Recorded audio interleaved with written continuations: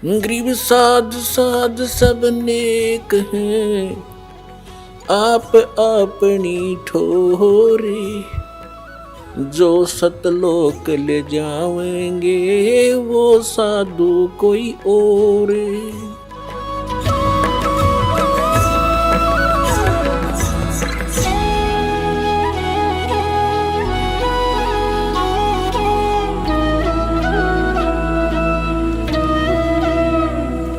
पुण्यात्माओं, उस परम पिता ने इतने दुख क्यों उठाए? आप इतनी भांग पी चुके हो, आपका कहे तभी असर ना होता। इतनी चढ़ रही है अपने सब कहे, हमने ये बेटा बेटी कार कोठी और ये फैक्ट्री दिखाई देती है, और परमात्मा हमें बताते हैं तुम प्रतिदिन देख रहे हो अरबपति हेलीकॉप्टर में पड़कर मर गए, वह कंपनी भी आड़े रहेगी और कोठी बेटी बेटा भी आड़े यहीं रह गए, और वो गधा बना खड़ा है।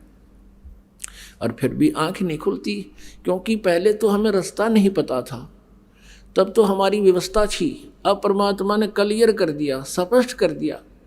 अब परमेश्वर कहते हैं अब भी तुम नहीं चलोगे इस मार्ग पर, फिर बच्चों मेरा दोष नहीं। फिर पुण्यात्माओं, फिर इसी प्रकार चौथे युग में ही ये दाव लगेगा जो आज आपका लगा। न यूं ज्ञान यूं भगवान कदे सपने में भी ना सुना था, और आज सार्वजनिक हो रहा है। परमात्मा आप धकेत है। अब भी ये काल के दूत काल प्रेरणा से कोशिश कर रहे थे कि हम इसको दबा दें, ये ज्ञान ऊपर ना हो करती तुम्हारी दुकान बंद हो जाए। लेकिन अब परमात्मा का आदेश है, अब इसको कोई रोकने की चेष्टा करेगा, इसमें कोई बाधा करेगा, इस मार्ग में कोई रोड़ा बनकर खड़ा होगा, वो तो ऐसा होगा जैसे अंधा गधा रेल की पटड़ी पर खड़ा हो। एक अंधा गधा रेल की पटड़ी पर खड़ा हो गया, उधर से ट्रेन का आना हो गया, और वह दूर से गुड़गुड़ गुड़गुड़ की आवाज उसने आहट सुनी। उसने सोचा तुझे कोई डिस्टर्ब करना चाहता है। अंधे की अंतःकरण का बहुत अच्छा अनुभव होता है। उसने देख लिया कि इधर से गड़बड़ी दिखे है, उसने उधर दोनों पैर कर लिए पछले, और नो सोच ली कान देश ने निकट दोनों लात मारूंगा इसके, कहाँ आ गई मुझे डिस्टर्ब करने के लिए। अब जो ही वो ट्रेन निकट आई, उस अंधे गधे ने दोनों दलत्ती मारी और वो उठा के पटक दिया, 3 टुकड़े कर दिए। तो जो अंधा गधा था कौन? हिरण्यकशिपु था। अंधा गधा कौन था? कंस था। अंधा गधा कौन था? रावण था। और भी अब जो इस मार्ग में बाधा कर रहे हैं वो भी अंधे ही गधे हैं। अब ये तो परमात्मा की पटड़ी पर इस माल्य के मार्ग में कोई आकर बकवाद करेगा तो दाता उसको बख्शमा करेगा नहीं। अब ये पूरे विश्व में जाएगा। अब पुण्यात्माओं, इस प्रकार की लीलाओं को देखकर सब ने कहा कि कमाल कर दिया, कमाल कर दिया, लड़की का नाम कमाली रख दिया। परमेश्वर ने कहा कि जा बेटी अपने पिता के साथ। नहीं, ये दुश्मन है समाज का, इसका और मेरा संस्कार केवल 12 वर्ष तक का था। अगर मेरा जीवन नहीं था मनुष्य का, उस बेटी ने खड़ा होकर के सबको बता, और मुझे अपना पिता मिल गया। कबीर परमेश्वर के चरणों में शीश टेक दिया, आप मेरे मालिक हो, आप मेरे पिता हो, आप कुल के मालिक हो। अब उस लड़की को परमात्मा ने अपनी बेटी की तरह रखा और उसको भक्ति मार्ग पर आरूढ़ किया। पुण्यात्माओं, परमात्मा की इस तरह की लीलाएं देखकर, और परमेश्वर ने एक एक दिन में 100 जगह प्रकट होकर ये सत्संग सुनाए, अपने बच्चों को सुख दिया।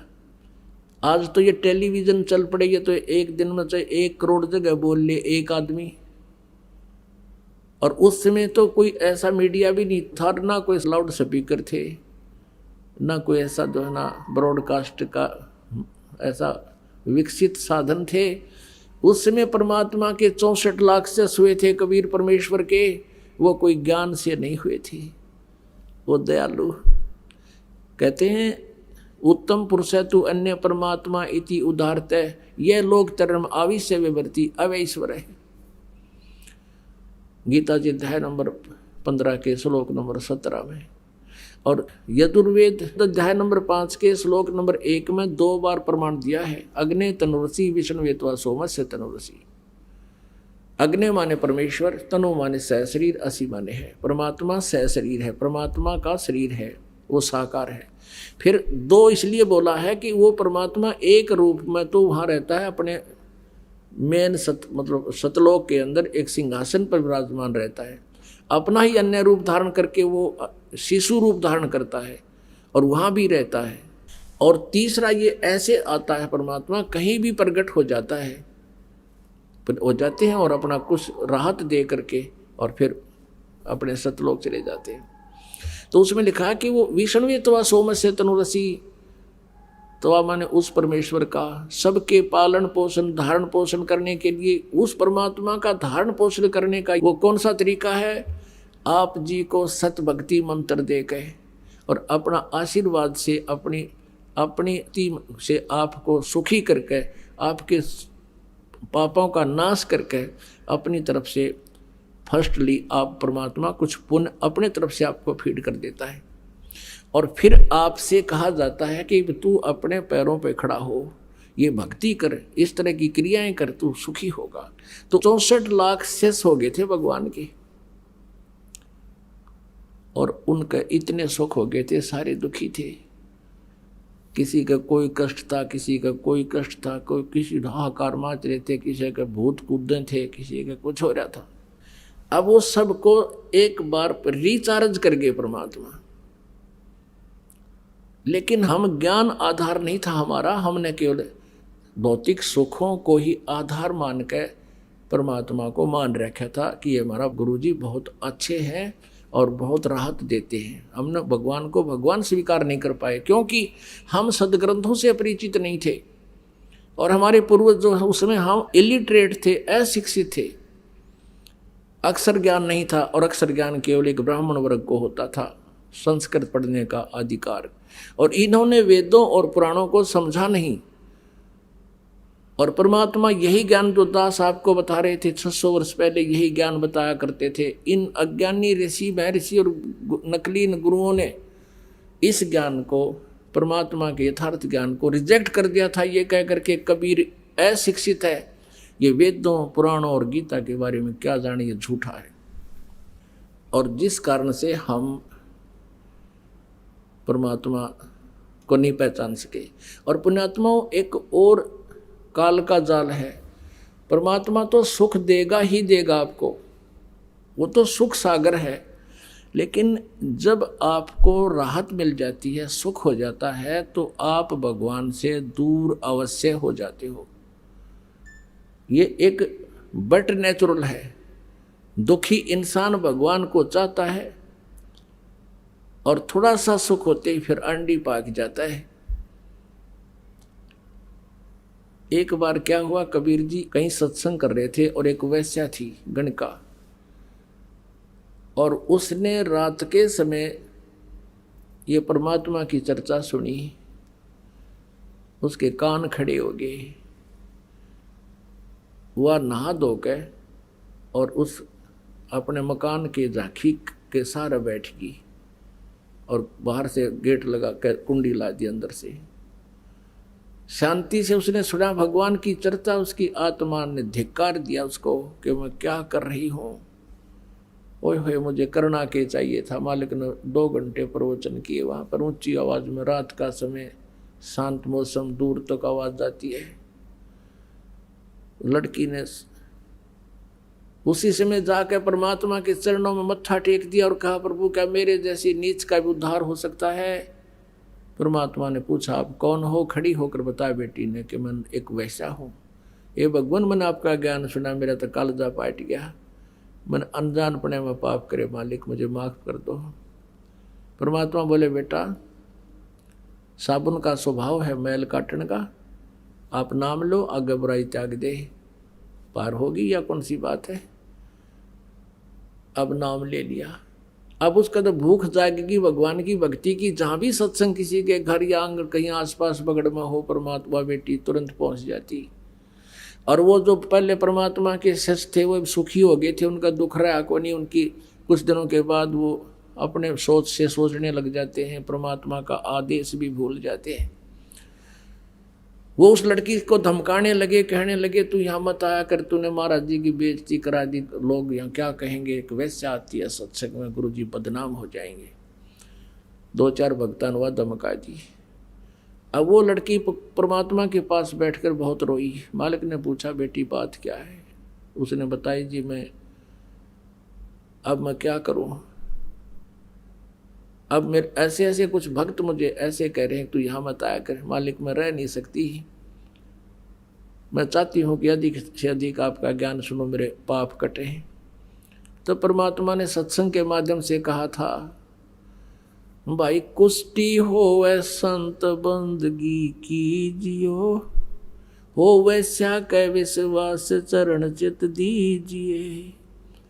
यदि कोई कितना दुखी रोगी कोई भी भक्त है, भगवान की भक्ति करता, उस पर नफरत ना करना, और चाहे उसको भी प्रणाम करना, प्यार से रखना।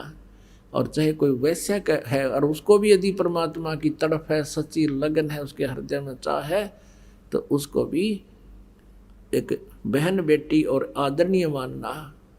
और जब सत्संग में नहीं आवेगा कोई दुखी, यानी चोर डाकू लुटेरा अब दुष्कर्मी, तो फिर उसको पता कि चलेगा तो बुंडे कर रहा का अच्छे कर रहा हो, तो उसे कर ही रहा था। तो सत्संग में आने से ही पता चलेगा। जैसे मैले कपड़े का साबुन और पानी लगाना ही बंद कर देंगे, दूना मैला होगा होता है। और उनको बुला कर भी कहा बेटा ऐसे नहीं कहना चाहिए तुमने, तुम कितने अच्छे थे, अपने अंदर झांक कर देखो। एक समय एक औरत को पीट रहे थे गांव वाले, एक साधु संत पहुंच गए, कारण पूछा क्यों पीट रहे हो, क्यों इसको मार रहे हो? अब सभी ने बताया जी ये बहुत दुष्टा है, ये कुलटा है, ये दुराचारणी है, ऐसे है, ये व्यभिचारणी है। उस संत ने कहा कि भाई ऐसा करो, इसको सजा देंगे पर दूसरे तरीके से, कि भाई एक एक पत्थर उठा लो सारे, और इसका पत्थर मैं कहूँ वो पत्थर मारना, सभी मारना, पर एक ध्यान से सुनना कि पत्थर वही मारे जिसके मन में कभी किसी बहन बेटी को देखकर दोष ना आया हो, और जिसने कभी ऐसा पाप ना कराया हो। उस संत के बारे में ये बहुत वेल नोन थे कि इसने जब वचन काट दिए तो ये आपको बहुत कुछ दुख दे सकता है, सिद्धि वाला संत है।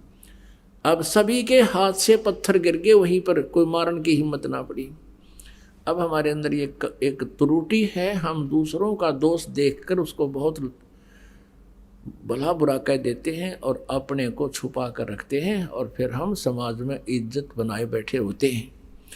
तो पुण्यात्माओं, परमात्मा ने हर तरह से ज्ञान दे दिया, पर वो बुद्धि भ्रष्ट मानने को नहीं, क्योंकि सुख हो गया था, और सुख में ये बकवाद दबाया करें। फिर परमात्मा क्या करते, कहने लगे बेटी मैं तेरे घर पर आया करूँगा। अब परमात्मा उस लड़की के पास जाने लगे, आंगन में बैठ जाते, गली के कवाड़ खुले छोड़ के, और उस बेटी को ज्ञान सुनाया करते थे। अब और ज़्यादा सुरसुर हो गई पूरे संगत में। वह गुरु जी तो बुढ़ापे में बिगड़ गए, इन तकती नाश कर दिया, अपनी अपनी अकल प्रयोग करने लगे, और जो गुरु जी के बारे में ऐसा कह दिया वो तो फिर गुरु जी का गुरु हो गया। अब परमात्मा ने सोचा भाई लाइन की फड़क काट दूं, और ये भी पिछोड़ देख लूं कितने से ये भगत से ये सुख मेरे से प्राप्त करने से इनका लाभ हुआ, इसलिए मैंने मेरे पीछे पीछे फिर रहे हैं। क्या इन्होंने मुझे समझा भी है कि नहीं? कितनों ने समझा है? परमात्मा ने कहा कि उस लड़की से बेटी तू एक काम कर, कल हमारे साथ चलना है, ऐसे ऐसे करना है, सारे आभूषण पहन ले जैसे तू पहले करती थी, सब अपना ये लिपस्टिक विपस्टिक ला के पूरी तैयार होकर आ जाना, जो पिताजी आपकी आज्ञा। उधर से अपने शिष्य रविदास जी से कबीर जी ने कहा कि एक हाथी किराए पर ले ले, एक दिन का, और ले लिया किराए पर हाथी। गंगा जल भर लिया परमात्मा कबीर जी ने बोतल में, पारदर्शक बोतल में। हाथी आकड़ियाँ, हाथी का पीलवान तो बन गए रविदास जी, और बीच में बैठा ली वह लड़की, वो वैसा सुप्रसिद्ध, सारे काशी जानता था उसको, और कबीर जी बैठ के पिछली साइड में। और उस लड़की के कंधे पर हाथ धर लिया परमात्मा ने न्यू, और एक हाथ में वो गंगा जल शराब की तरह पीवा है और न्यू कर बैठे बैठे उसने कह दिया परमात्मा ने रविदास जी को कि साथी ने उस मेन बाजार में काट दे, और मेन बाजार में निकाल दिया। अब जो भी देखेगा यो केसरियाम ड्रामा हो रहा है, जो कहो तो कबीर है भाई, कबीर वो दानक जुलाहा, और उन कबीर जी परमात्मा के शिष्य बहुत थे वहाँ पर, उनको लाओ बुला बुला के आ जाओ, हम तो पहले कहा करते वहाँ ऐसे जाते हैं वैसे जाती हैं, आज देख लो शराब के नशे में इसने ये बिना पता तू कहाँ क्या वैश्यावर्ती कर रहा है, ये तुम्हारा गुरु। अब वो बुद्धि भ्रष्ट शिष्य जौन सा भी देखे नो के मैं तो कदे कदे जाया करता, कोई नो के मन तो कोई दिन तो नाम छोड़ रखा था, एक आधा नो का मैं तो फलाना ले गया था, एक दिन गया था, मेरा को ना गुरु घर। अब कहने का भाव ये है परमात्मा कि इस लीला को देखकर वो 64 लाख विमुख हो गए, कुछ तो लोग लाज के मारे संपर्क तोड़ गए परमात्मा थे। एक अर्जुन सरजुन नाम के 2 भगत थे, वो कहीं बाहर गए हुए थे, वो वापस आए तो सारे भक्तों ने कहा भाई गुरु जी का तो दिमाग चल गया, गुरु जी ने तो जुल्म कर दिया, सरेआम वैश्यावर्ती कर रहे थे, दारू पीने लग गए थे और एक वैश्या को लेकर हाथी पर घूम रहे थे। उनका ना जच्ची या बात, अब भाई तुम गुरु जी के बारे में तुम ये शब्द कह रहे हो, तुम्हारी जुबान कट जाएगी, और ऐसे महापुरुष के बारे में तुम क्या बोल रहे हो, तुम्हारी कहाँ बुद्धि चली गई, कौन से पाताल में तुम कहाँ घूम रहे हो, क्या बकवाद करे हो, शराब तुमने पी रखी है क्या। उन्होंने बहुत कहा, लेकिन वह उनके शिष्य दूसरे थे, उन्होंने बोले तो आपको न बेरा पट जाएगा, शाम न चले जाना वहाँ पर, उस वैश्या के घर मिलेंगे आपको। अब उस बेटी की भावना देखकर परमात्मा वहीं पहुंच गया। उन दोनों को भी पिछोड़ना था मालिक ने, उनकी भी पिछोड़ करनी थी, जांच करनी थी ये कितने हैं। तो जाकर देखा अर्जुन सरजुन ने गली में से निकले, सामने का गेट खुला गली वाला, सामने परमात्मा बैठे चारपाई पर, वो लड़की बैठी नीचे जमीन पर और सतगुरु के पैर दबा रही। अर्जुन सरजुन एक बात आगे निकल गए, आगे निकल गए, फिर देखा गुरुजी बैठे, भाई तो बात बिगड़ गई। दोनों ने सोचा चल गुरुजी को कुछ प्रार्थना करते हैं, आकर के अंदर कहने लगे गुरुजी आपने यहाँ नहीं बैठना चाहिए था, यूं तो एक बदनाम औरत का द्वार है। परमात्मा कहने लगे अर्जुन सरजुन तुम मेरे शिष्य नहीं रहे बेटा, आज तुम मेरे गुरु होगे जब गुरु जी को राय दे रहे हो, और जा भाग जाओ दुष्टो, तुम्हारी बुद्धि भ्रष्ट होगी। परमात्मा ने कहा कि ऊंच नीच में हम रहें, ये तो मेरे लिए तो हार्ड चाम की दे, अर्जुन सरजुन समझियो तुम करियो शब्द सने, और कहा कि तुम जाओ भाग जाओ यहाँ से। अब उनकी तो वो कुछ अच्छी संस्कारी हंस थे, वही बैठ गए पेट पकड़ के, अब हमने गलती कर दी भगवान, हे परमात्मा हमारी तो बुद्धि चल गई।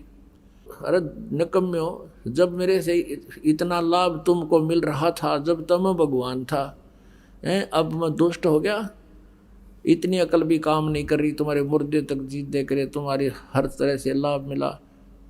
तो अर्जुन सरजुन बैठ के नहीं बोले भगवान हम पापियों का उद्धार भी हो सकता है। परमात्मा बोले अब इस शरीर से नहीं हो सकता, क्योंकि तुम कितनी बात बना लो, अब तुम्हारे अंदर वो लगाव मेरे प्रति बन नहीं सकता, क्योंकि आपके हृदय में ये जमा हो चुकी है। गुरु जी हम गलत बैठे, और किसी का जच्चा भी कोई ना इस अतिथि में, तो जच वही हंस है जो अपने गुरु के प्रति एक इतनी भी आस्था बिगड़े नहीं मन में, चाहे कोई सारा समाज कह ले। आज इस दास के साथ वही लीला हुई, क्रोथा कांड। परमात्मा की लीला है, इतनी बदनामी कर दी, और बात जीरो भी कोई ना, गुंडा गर्दी करते थे, आश्रम में न्यू करते थे, और अब न्यू होता था, जुल्म होता था, समाचार पत्रों में प्रकाशित करवा दिया। यह लीला परमात्मा की थी आप जी को परखने के लिए। लेकिन आप इतने पुण्यात्मा थे, और पहले की इन दुर्घटनाओं से कि कहाँ मार खाते, ये फाउल पॉइंट आपका याद भी थे। इस कारण से आज आप सफल हुए और उसका ये परिणाम देख रहे हैं। पहले से कई गुना परमात्मा की प्यारी आत्माएं उमड़ कर आई हैं। आपके हृदय में ये समाया भी नहीं कि ये बकवास क्या कर रहे हैं, क्योंकि आप आंखों देख रहे थे और इसका ये परिणाम हुआ।